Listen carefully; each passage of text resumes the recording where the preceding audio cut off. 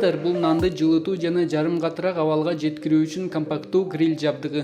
Кээ бир модельдер колбаса же жашылча сыяктуу башка тамактарды да бышыра алышат.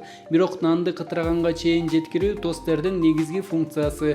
Бүгүнкү бирге тандайбыз рубрикасында бул жабдыктын артыкчылыктарына көңүл бурабыз. Саламатсыздарбы достор, бүгүн кухняга аябай керектүү, андан тышкары аябай кызыктуу техника боюнча айтып берип кетели. Буну тостер деп дагы койсок болот, гриль деп дагы койсок болот. Көбүнчө биздикилер тостер деп айтышат. Бул техника эмнени аткарып берет жөнүндө айтып берип кетейин. Кантип тандоо маселесин чечип кетебиз и кухняда эмнеге керектүүсүн айтып берип кетейин. Эгерде тостерди ала турган болсок, бул кухняда сиз үчүн туура тамактануу маселесин чечип бере турган техника. Бунун ар кандай түрлөрү болот. Кээ бирки тостерди ала турган болсок, бир эле мындай панели болот. Кээ бирки тостерде, мисалга, муну алып кете турган болсок, буда мындай бир эле панели бар. Буну ала турган болсок, бул жакта 3 насадкасы болот. Бирөөсү вафли бышырып бере турган, кинолордо көрөбүз биз, венский вафли деп коет. Бардык модельдерди 3 топко бөлүүгө болот. Үстүңкү жылытуучу тостер, горизонталдуу жылытуу элементи бар кичи меш жана сэндвич тостер. Тостерлердин башкаруу элементтери да ар түрдүү. Алар механикалык, жарым автоматтык жана автоматтык болушу мүмкүн.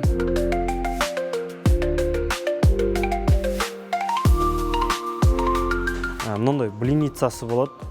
Андан тышкары мындай тостери болот.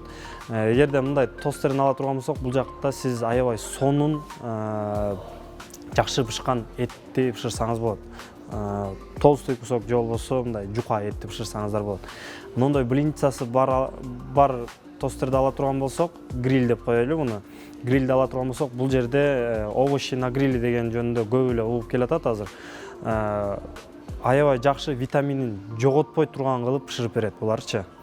Үстүн жаап койсоңуз болот. Кээ бирки модельдерде булар мынчалык эле ачылат, кээ бирки модельдер толук ачыла турган болот. Мисалга, буну ала турган болсок, бул максималдуу ушундай эле ачылат. Буну ала турган болсок, буну эгерде сиз кухняңызда место болсо, буну толугу менен ачып, азыркы маалда корейский кинолорду көргөн адам почти калбаган да. Корейский кинолордо көбүнчө ушундай кылып толугу менен ачып алып этти бышырып жеген сериалдар бар. Эгерде сиздер ушундай тостерде этти ошолорго окшоп бышырып жеп көргөн болсоңуз, сиз сөзсүз мындай тостер алышыңыз керек. Себеби ушуда пышкан эт, мөмө жемиштер аябай даамдуу болот, анан ден соолукка да аябай пайдалуу болот. Себеби эч кандай витаминдерин жоготпойт. Тандоо боюнча келе турган болсок, бул жакта 2-3 түрү болот. Кээ бирки модельдер баягы айтып кеткендей эле 2-3 панели менен болот. Мунун ала турган болсок, бул жакта мындай блиницадан тышкары мындай гриль бышыра турган панели болот и вафли бышыра турган панели болот. Тостердин негизги кызматы катыраак нан жана тез татым даярдоо болсо да, анда эт азыктары эң сонун жасалат.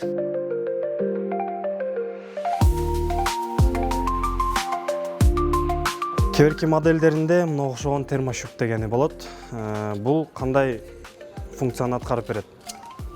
Эгерде сиз калың кусоктогу эт жасайм десеңиз, бышырам десеңиз, эттин ортосуна мына вилкага окшогон приборду ортосуна сайып, анан бул жакка подключение кылып койсоңуздар, мына грилибиз биз эттин ортосу бышканда сиздерге сигнал берет, же болбосо өчүп калат. Ошол себептен бул техниканы мусулмандарга деле алса боло берет. Европейский кинолорду көрүп биз эт жегибиз келет. Как раз муну тандай турган болсоңуз, сиздин бардык суроолоруңузду чечип бере турган техника. Үйүңүзгө тостер тандоодо кеңеш: эгерде сизге эртең менен болгону 1-2 кесим гана нан керек болсо жана сиз бутерброд жасабай турган болсоңуз, анда эң аз кошумча варианттар бар. Компакт тостер эң жакшы тандоо болот.